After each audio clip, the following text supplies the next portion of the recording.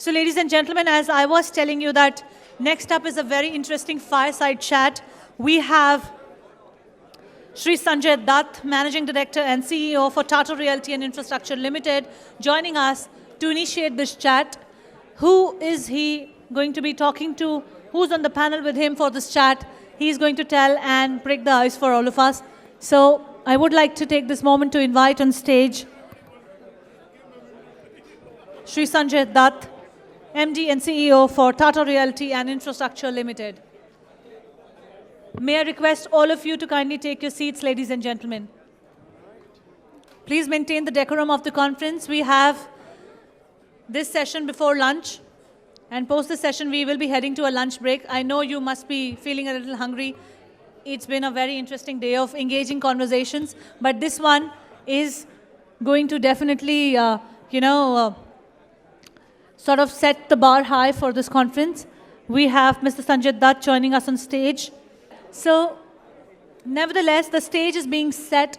We have on stage a stalwart from the financial sector, ladies and gentlemen. It is Managing Director and CEO for Tata Realty and Infrastructure Limited, Mr. Sanjay Dutt. May I request all of you to kindly take your seats and give a thunderous round of applause to Mr. Dutt. He's going to put up a really interesting talk right here, just before all of us, at the 15th edition of the National Convention for NAREDCO. Thank you. Over to you, Mr. Dutt. Thank you very much. Ladies and gentlemen, may I request you all to be seated? I'm going to make sure that you will have a wonderful time next 30, 40 minutes with another very interesting professional. So I urge you all to please be seated. Ladies and gentlemen, may I request all of you to kindly take your seats. We have our moderator for the next session on stage. He's going to be having this fireside chat that is on very interesting lines, and sure all of us have something to take back from that chat. So may I request your attention. Please take your seats and let's dive into this very interesting talk happening right here just next. How are you? Good to see you. Yeah, thank you. Ladies and gentlemen, just a few more minutes before we head on to lunch. May I request all of you to kindly be seated. Thank you very much. Everybody here on the left side of the stage, may I request you to kindly step in and take your seats. Thank you very much. All right, I think I should get going. First of all, I want to take a few minutes to recognize, and I would use the expression celebrate, the leadership of NAREDCO, and I would say even CREDAI, for what they have achieved and done in last few years.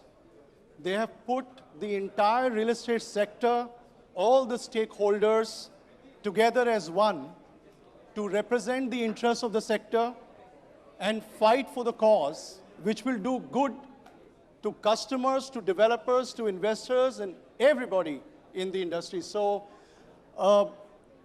please put together a round of applause for NAREDCO and CREDAI for doing what they're doing. I've seen this real estate sector since '92, and I've seen a substantial shift in how we approach the business today. Today, I'm here for a fire chat with an outstanding professional who I've known since 2003. And I have few stories to share with you. These stories reflect on the competency, character, charisma of this leader that he brings on the table. And I'll give you some examples, and I'm going to ask some questions to all of you right now. So pay attention. Have you ever seen a professional closing a transaction of 750 crore rupees without negotiations? Is there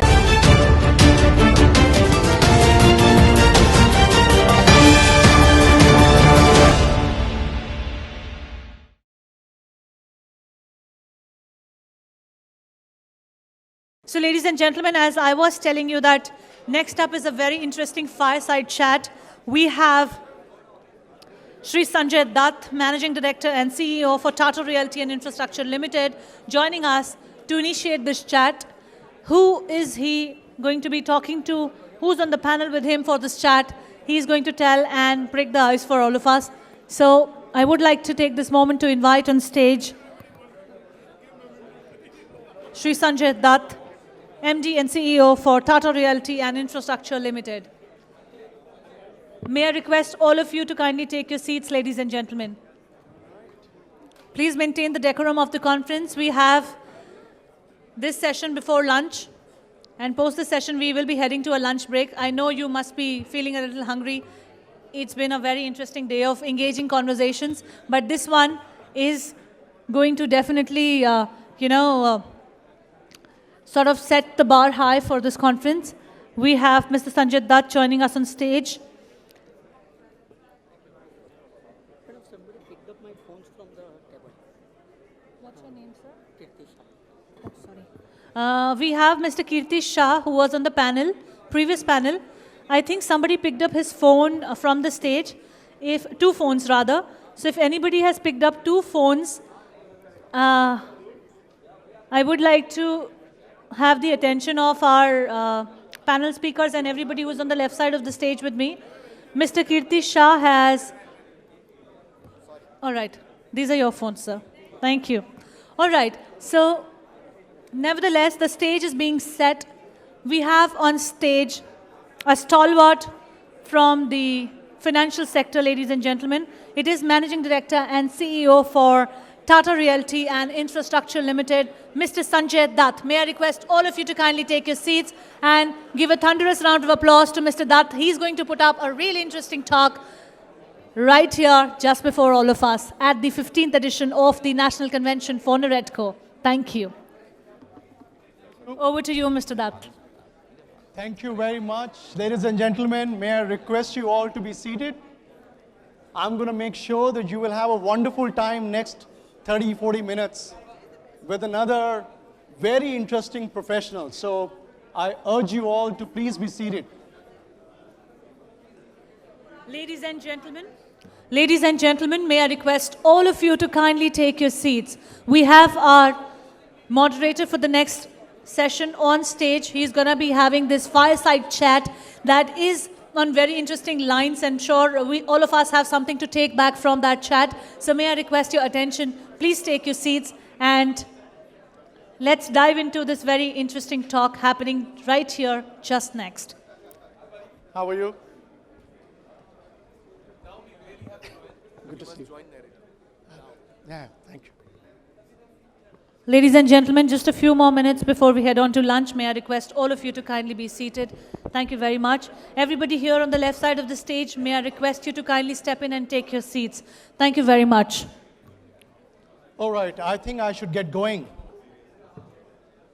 First of all, I want to take a few minutes to recognize, and I would use the expression celebrate, the leadership of NAREDCO, and I would say even CREDAI, for what they have achieved and done in last few years. They have put the entire real estate sector, all the stakeholders together as one to represent the interests of the sector and fight for the cause, which will do good to customers, to developers, to investors, and everybody in the industry. So please put together a round of applause for NAREDCO and CREDAI for doing what they're doing. I've seen this real estate sector since '92, and I've seen a substantial shift in how we approach the business today. Today, I'm here for a fire chat with an outstanding professional who I have known since 2003. And I have few stories to share with you. These stories reflect on the competency, character, charisma of this leader that he brings on the table. And I'll give you some examples. And I'm going to ask some questions to all of you right now. So pay attention. Have you ever seen a professional closing a transaction of 750 crore rupees without negotiations?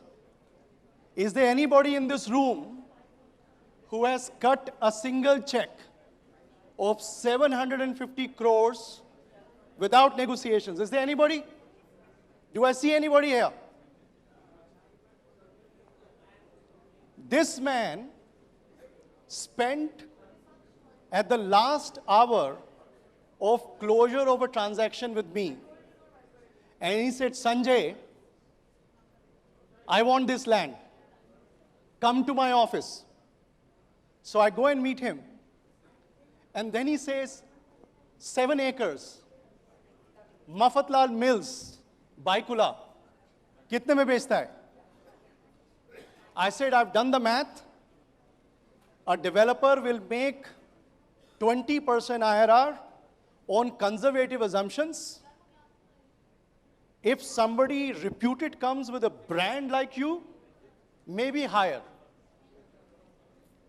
He does quick back of the envelope calculation. And Mr. Ajay Piramal, Mr. Mafatlal, myself, Mr. Kushru, we meet up at Four Seasons when we close 750 crores without negotiations. At the peak of the crisis of NBFC, I go and meet him. I was in trouble with my previous company. A land aggregator was selling land to me. He had no money to close. A land aggregator who had no financial track record, no institutional lending, needed only 150 crore rupees. How much? 150 crore rupees. This gentleman looks at the merit of the case and the fact that a credible buyer is standing firm to buy this land. Why should not I lend him? And he cuts out a 140 crore check at the peak of the financial crisis and closes the deal. What I'm sending you as a message is we are not talking about a professional who understands real estate, who has demonstrated leadership, he has demonstrated charisma, he listens to people, he has a solution for every problem, and he's demonstrated that solution. He believes in action. He is decisive. He's a doer. And that is what has made this journey in last 2 years, no matter how difficult and how painful they are, you always have a hope that you will find a solution with this person. So please put your hand together to bring this gentleman, Mr. Khushru Jijina, on the stage for his outstanding contribution. Thank you so much for coming, sir. Oh, thank you. In fact, after a long time, I have heard something good in these 9 months. Thank you. Thank you. In fact, before we start, I want to share that 20 years ago, when somebody had called me and said that Sanjay Dutt wants to meet you, and I was delighted that the actor Sanjay Dutt wants to meet me.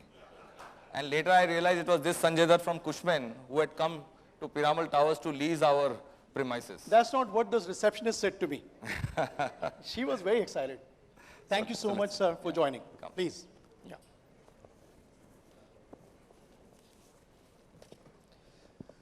We're going to make sure that we make the most of the time, so I'm going to get started immediately. Sir, how has the last 9 months, in your opinion, been? So I can see that our session is just before lunch, and everybody looks tired. जो भी बचे हैं इधर, probably waiting के last question कभी तू पूछ लेगा.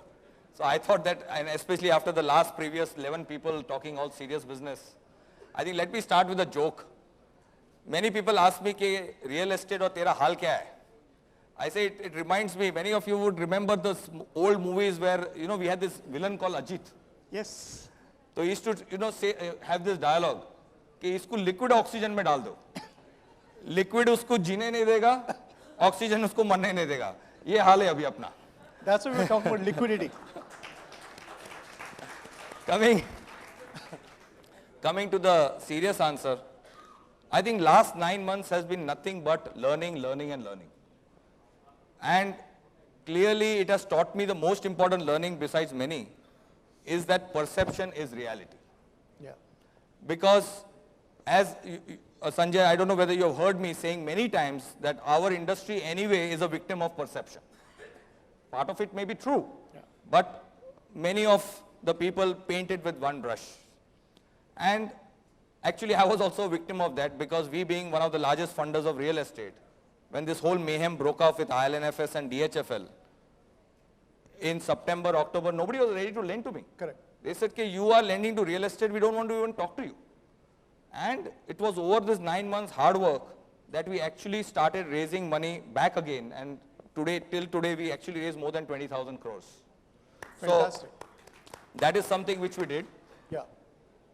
But I think the silver lining for me was this 9 months really tested this whole partnership model which we keep on talking. In between, Manisha was sitting there, reminded me, that in Creda and Netcon, you had said, ye dosti. Where is your ye dosti? She had asked me this question recently. And this is what the silver lining, that in spite of going through trouble, I can tell you today very happily that we ensured that each and every of our existing developer, we ensured that their construction continued. We ensured that because it's very important in real estate, which NBFCs and banks don't understand, that if the construction stops, everybody's money is at stake. Got it. I think that's a very simple thing which we followed to ensure that people get their money. I think the other thing which I can share was that we keep on talking that we are partners and not lenders. That it gave us an opportunity with a lot of our developers to really look at the balance sheet and see what we can do so that to make them future ready. Yeah. So just to give a point in case, a developer in North itself, now he has various types of assets, hotels, commercial, residential, and we have been lending to all the three. Now obviously the money is stuck, chakka jam as you know. So how do we do that? So unlike many NBFCs, who will pull back the money or just get refinance and get out, what we did, we actually refinanced one of his assets, ourselves, so that we get more money, use that more money to give it to him for working capital so he completes the last mile funding for his residential. So it was a win-win-win. At the end of the day, I always say this, that if you get the cash in the system and ultimately complete the projects, that is what something will benefit everybody. You just can't pull out. I think that was the other example I can give you. So I think it's a role model for almost every financial institute in a way. If they can really partner, understand the issue, restructure if they need to, lend the last mile help, we can actually come out of the situation. Absolutely, because I have always said this, yes, there has been situation, especially in the north, where the equity has been wiped out. Yeah. But I think 70-75% of the projects, the equity is not wiped out. And I have always said this, that in fact, if you do it right, it is the safest industry. True. Because you have real assets. What happens when you lend to a factory? What are you going to do with that? Yeah. So to that extent, we have always believed in that. And in fact, I can just add one more silver lining, which is one of my favorites, that in this last 9 months, the other thing which I liked was a lot of people came to me in distress, our developers, even unannounced, because I'm sure the pressure, the tension was so much. And actually I felt very good, because I always believed that only during bad times, who comes first to your mind? Your partner, your friend. Yeah.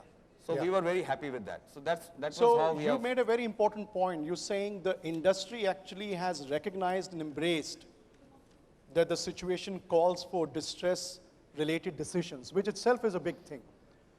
When will you think this liquidity situation will change?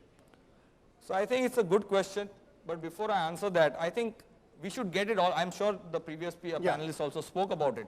But in a very simple language, I believe that India cannot afford for a long time both NBFCs and real estate to be in pain. That is a fundamental belief of mine. Why? Because let's look at the math. If you look at FY18, 60% of the incremental funding to both MSMEs and real estate actually came from the NBFCs. Yeah. Right? And second, let's look at real estate. I've been saying it for the last so many years. 18% of the employment of this country is through real estate, supports more than 350 industries. It's not a joke. And 6% of the GDP comes from real estate. So if these two are in pain, I see no reason why India will grow. In fact, I think that's a doomsday scenario. Yeah. So that gives me the confidence, and the recent, anyway, the announcements of the PM makes me feel very confident that ultimately things have to come back. However, I have a rider, this is my view, I have been saying this for a long, long time.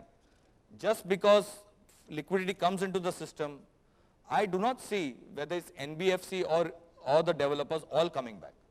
I think what we have been saying for the last 3 years, that there will be massive consolidation. We have been saying it for the last 3 years, which you are seeing now. Yeah. So only those developers who have, moved on as with corporate governance and have been in that 10% bracket, which I call, will get the funding. And I think there's a massive consolidation happening in the NBFC space, which you will see. So that's good news. Definitely going to happen. In fact, I just want to add one more point. I've been hearing in the press, Neredco, Credai, meeting the government and saying that tell the banks to fund. I think in my humble opinion, that's a flaw. Banks cannot fund developers beyond a point because it's not a bankable product as per the Reserve Bank guidelines. What we need is banks to fund the NBFCs because actually this is an NBFC product. Why is the auto sector today suffering? Similar reason, because it was backed by NBFCs. So that is one thing which needs a shift. And what will make that shift, in your opinion? I think it is very simple. Today there is enough liquidity. Everybody spoke about it Yes. in the past panel also. It's just a matter of confidence. I think thanks to the ILNFS and DHFL episode, banking circle and the financial sector, they have lost confidence in the NBFCs, especially in the real estate space. I think it's just a matter of confidence. People have to segregate the men from the boys, and it's a matter of time. Very early to say, but we have actually, after the announcement of the government, seen the green shoots. We have started seeing long-term money coming back from the banking circle to us, to the NBFCs. But I think, I don't want to be over-optimistic. It will take a while. But I think it's just bringing the confidence back. I'm a firm believer. It's just it's a sentiment. Our whole industry goes on sentiments. Thank you. Thank you. You want But that is from the funding side, you are asking me. Yeah. Now you are a developer, so I have two questions to you. Yes. So you are a happy-go-lucky guy doing in Cushman, JLL, and you now move to real estate, which is not the best of the things in this market, right? The stress levels. So what made you do that? That's the first. And how are you looking as a developer in this market? For some reason, since the beginning of my life professionally, I've always changed jobs during recession. It was not by design. So I was always under stress. But the benefit I got was when the markets correct, when things fall, when you see and face the reality, you're able to take decisions that this has arrived at your door. And so when I change immediately after Lehman Brothers crisis from Cushman to JLL, I had to fight in JLL to make sure that we bounce back. When I went back to Cushman, already sector was going through the pain. And then there was a merger. So I think difficult times bring people together. Difficult times give you the opportunity to evaluate and take decisions. And I've been very fortunate that I have worked for some amazing organizations, including the current one, who believe and empower and support fully, provided you decipher the industry and you present them a very pragmatic approach to solving the issue and not just beat around the bush and pretend that the problem doesn't exist. So I believe that's the key. I have a lot of optimism about the real estate sector. And it's not because I've spent over 24 years in it, because I've seen every time going down, we have bounced back even more. I know when the global financial crisis happened, the peak of the market in commercial was 38 million square feet. Today, gross leasing is 42 million square feet. I know the prices for the first time in the history tanked for a short period in Bombay between January when the fire broke out in the five-star hotels. Immediately it bounced back. The challenge is, have we adopted to the market? And I have a very popular saying in the circles. Every time a developer thinks that they have gone through a difficult time, they think they become wiser. And therefore think, this time मैं इधर नहीं खाऊंगा. I have safeguarded myself. And suddenly it comes from the other side. And that's exactly what has happened to the real estate sector.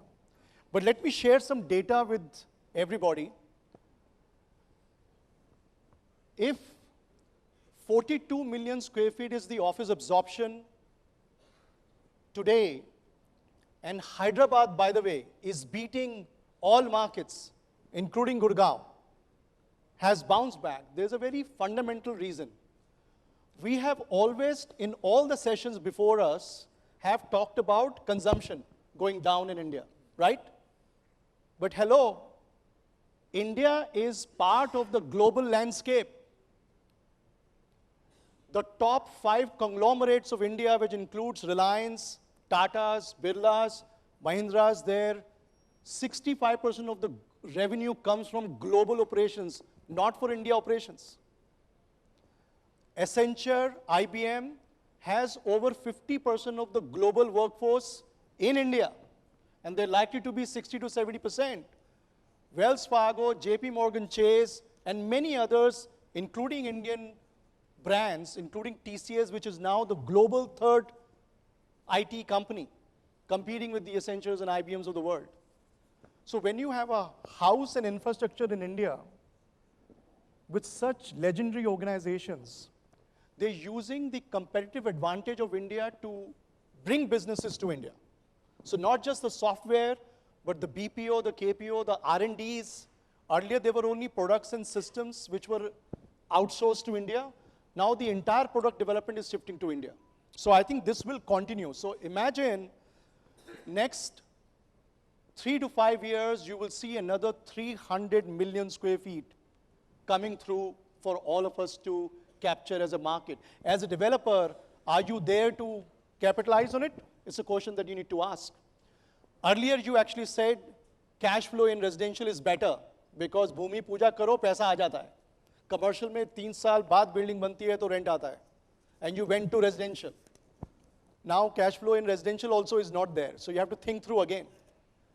Secondly, I believe every 100 square feet of job created for office, the same person needs to buy 1,000 square feet of apartment, if not immediately, but in the distant future. So therefore, the residential has to bounce back. Only thing I believe is what we need to be mindful of. We should keep an eye on what is the affordability of the employee working for a corporate. Are we building them or not? So I believe this is very strongly, very quickly on few other slides. The next trend conveys to you that the maximum capital has gone to commercial, by the way. But it doesn't mean that there is not enough capital for residential. There's just not enough confident developers who can absorb this $4 to $5 billion of capital. If you demonstrate success, which means you can only do that by demonstrating sales and delivery and getting the projects off the ground and delivering it, you will have enough capital coming to you as well. Last but not the least, we've spoken about residential and commercial enough. There are other sectors. And I believe there is an opportunity in warehousing and logistics, and there is an opportunity on shopping centers, which we have forgotten, by the way. And maybe we flirted with the idea of hotels and shopping centers 10 years ago, and we gave up. But if you have the right capital and the right player and the right opportunity in the right location, which today valuations of land are far more attractive, there is an opportunity for all of us. So there is, I believe, an optimism. And the last point which I would like to make to everybody is, developers were traditionally, in my opinion, the DNA of a developer was optimism, courage. I think in last 12 months, somewhat that has taken a hit. And I urge all the developers, don't let the market environment destroy your spirit. You have to bounce back, you have to fight, you're a fighter. But just make sure that if the situation demands that you cut your losses, sell the inventory at cheap rate, please move on with it. Don't carry around your neck and remain in denial. So I think that's what I believe about the market, Kushal. Sorry, I've taken a little bit of more time. Yes. Okay. So I wanted to actually ask you, thank you. In your opinion, what exactly is happening in real estate market? I've given you my perspective, but you must have seen some trends. And you interact with global investors, you interact with retail investors, you interact with all the developers. So I'm sure that'll be very interesting. So let me summarize what we believe is happening and the shift in the way real estate is moving. I'll summarize it into 4 trends. One is, I would call consolidation to corporatization. I think we have been the platform which has been speaking from the last 3 to 4 years. Many developers are not been happy with us. We have been saying that most of the developers will be in pain if they don't shift their way of working, because the whole industry has moved through this change. We have been seeing it for the last 3 years. So true, actually. So what do I mean? I think I said it in Credai also, that ultimately the developer community has to move and work as an FMCG company. The customer taste, which is changing so fast, the customer at the center of the business has to happen. Approvals are important, but not the only thing. Correct. I think that's a big shift in the real estate industry. The second is cutting down cost. Because at the end of the day, the margins in the good old days were so high, nobody was really bothered about the cost. And today, like an FMCG who is selling each biscuit, will have to cut down the cost. Now, if you don't ruthlessly cut down the cost, the margins are not there in real estate. Now, many developers, when I interact, they said, "Bhai, kya kare? How do we bring down the cost?"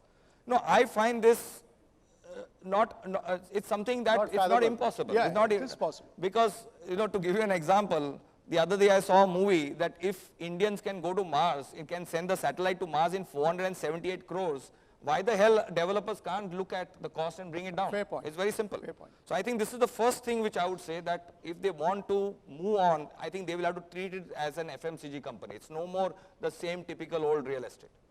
I think the second is technology. Nobody's speaking about technology in real estate. I think having contributed today to 6% to GDP, somehow we are the last. I think in this industry, we are the last to adopt technology. Actually, I'm actually surprised that why, we keep on disruptions. Last 3 years, we are talking disruption by RERA, disruption by demonetization, GST. And now many people are talking disruption will come in technology. But why are we not looking at it differently? Why not adopt technology in advance and use it to your advantage for a change? Again, why are we waiting for the disruption to come? Today, frankly, it helps your business.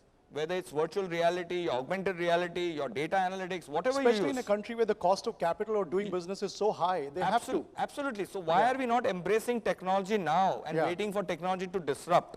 It's something which I would like to ask the developers. I think they're slightly busy right now, making sure they send you the check. But coming back, again here in technology, somehow I found most of the developers think technology means giving some gadgets in the house.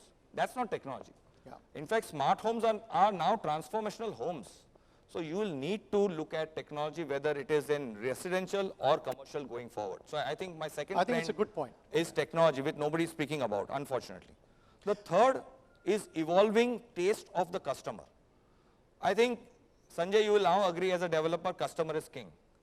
Few years ago, developer was the king. Now customer is the king. I'm saying again, it's like an FMCG, he is the king. His tastes are evolving. He is no more buying the house based on carpet. I think he needs a lifestyle. Most of the Indians are now traveling abroad. They earn for lifestyle. Again, lifestyle, many developers thought that by giving a swimming pool with or without water. That's not lifestyle. Correct. I think it is I think it is much more. I think it's a lifestyle. It could be green building, it could be anything. But I think that's what, again, I'm coming back to the point. What is it that the customer wants is what is the third trend which I see which will be required. The fourth and very important now is long-term financing, and also a difficult one. And I'll tell you why. Long-term financing because you end up making more money, or? No, I'll tell you why. Because today, again, like the international standards, the way the business is happening, I see this trend happening now in India, that the cash flow to the developer is coming late. It's no more you break the ground and the cash flow comes. Fair Those point. days are gone. Fair point. So if you do not have financial closure from day one, you are doomed from day one.